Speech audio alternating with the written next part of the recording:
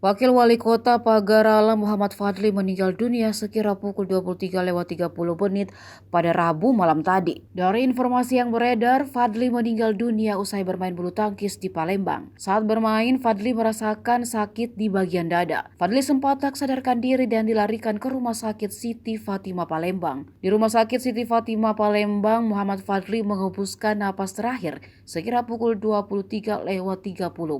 Fadli meninggalkan seorang istri dan 4 putra dan putri. Kabar meninggalnya Wakil Wali Kota Pagar Alam langsung menghebohkan jagat media sosial di Pagar Alam. Saat dilantik menjadi Wakil Wali Kota Pagar Alam pada 18 September 2018 lalu, almarhum merupakan salah satu Wakil Wali Kota termuda di Indonesia. Saat itu dengan usia masih 33 tahun. Bahkan almarhum ini sempat menjabat sebagai manajer dari tim sepak bola kebanggaan warga Sumatera Selatan, yaitu Sriwijaya FC. Tidak hanya itu, saat ini juga M. Fadli masih menjabat sebagai Ketua DPD Partai Nasdem Kota Pagar Alam. Sebelum menjabat sebagai Wakil Wali Kota, almarhum juga pernah menjabat sebagai Wakil Ketua DPRD Kota Pagar Alam periode 2014 sampai 2018.